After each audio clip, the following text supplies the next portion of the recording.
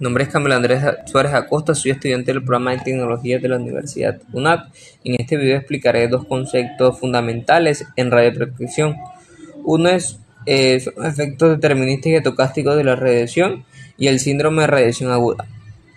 Estos temas son clave para entender los riesgos de la exposición a radiación y cómo éstas pueden afectar al cuerpo humano. Pues primero hablaré sobre el efecto determinista y el efecto estocástico. Bueno, el efecto determinista, eh, estos son los efectos que aparecen cuando se supera una cierta dosis umbral de radiación y la gravedad del efecto aumenta conforme se incrementa la dosis. En otras palabras, si la dosis es suficientemente alta, estos efectos serán inevitables y su severidad dependerá de cuánto aumente la exposición. Bueno, uno de los ejemplos más comunes del efecto determinista es el desarrollo de quemaduras en la piel tras una exposición intensa de radiación. Esto suele ocurrir en situaciones de accidente o en terapias de radiación intensiva. Otro ejemplo es el desarrollo de las cataratas en los ojos, que ocurre cuando el cristalino recibe una dosis elevada de radiación, afectando su transparencia. Finalmente, un tercer ejemplo es la infertilidad. Dependiendo de la dosis y la zona expuesta, la radiación puede afectar a los órganos reproductores, causando infertilidad temporal o incluso permanente. En contraste, tenemos los efectos estocásticos. Los efectos estocásticos no tienen una dosis umbral, lo que significa que cualquier exposición a radiación podría provocarlo, aunque la probabilidad de que ocurra aumenta con la dosis. Sin embargo, su gravedad no se incrementa con la dosis, solo con la probabilidad de aparición. Pues uno de los ejemplos más conocidos de este efecto es el cáncer.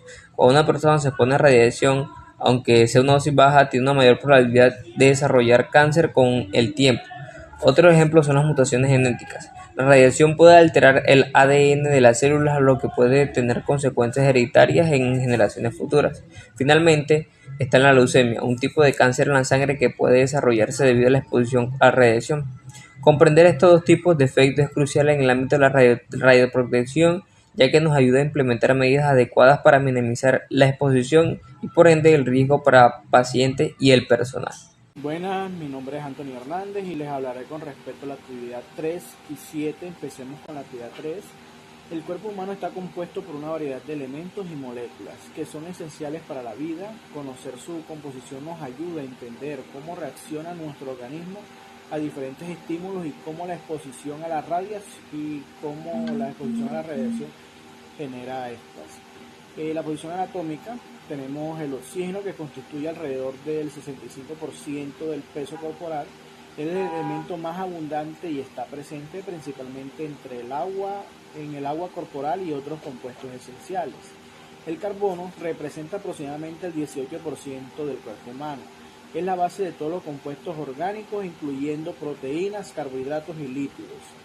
El hidrógeno, que está alrededor del 10%, se encuentra en el agua y en todas las moléculas orgánicas.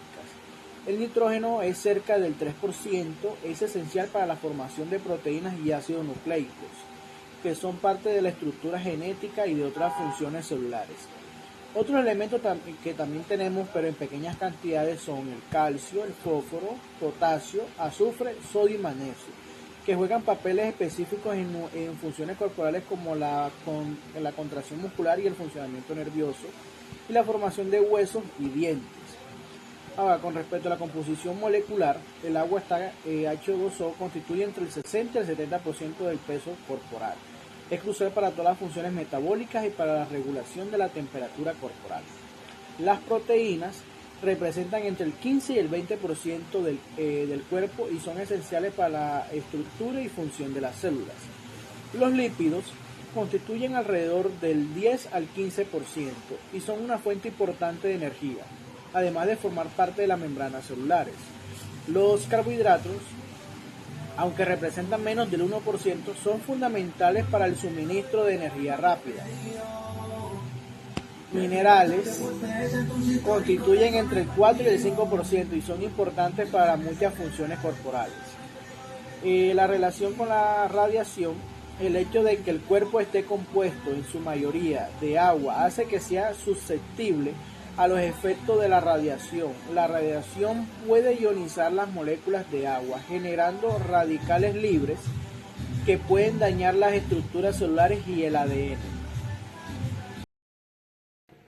Buenas, mi nombre es Rafael David Molina González, estudiante de Tecnología en Radiología, Imagen y Diagnóstico de la Universidad Nacional Abierta a Distancia. El día de hoy les hablaré sobre el ciclo celular. El ciclo celular consta de 4 fases activas, las cuales se dividen en 2, interfase y división. La interfase es la fase más larga del ciclo celular, ya que en esta se encuentran 3 fases activas, G1, fase S y G2. La G1 es donde la célula duplica su tamaño y aumenta el número de organelos, enzimas y otras moléculas. La fase S es donde se duplica todo el material genético y proteínas asociadas. Y en la fase G2 es donde empieza a prepararse la célula para la división celular y donde se corrigen todos los defectos generados en la fase S, para luego llegar a la mitosis, que es la 4ª fase activa. Cuando la célula no puede entrar a la interfase, se va a un lugar llamado fase G0, que es donde la célula cesa de dividirse.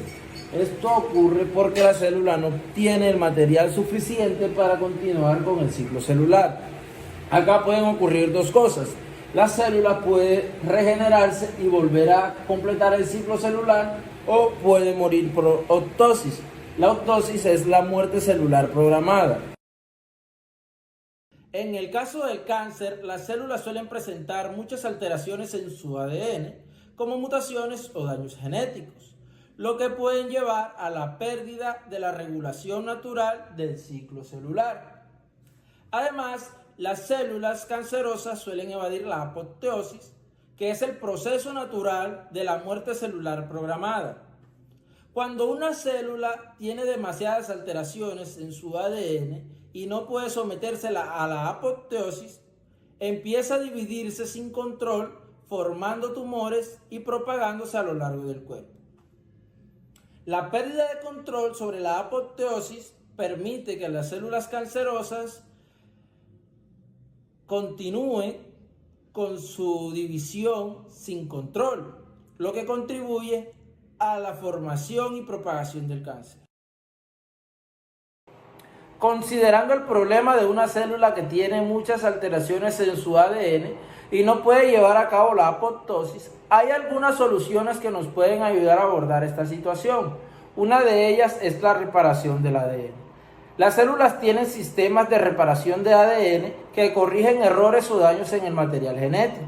Entonces, mejorar o reforzar estos sistemas podría ayudar a reducir la acumulación de mutaciones y prevenir la progresión hacia un estado canceroso. Otras serían las terapias de estimulación a la apoptosis selectivamente en células anormales. Esto podría ser beneficioso para eliminar estas células.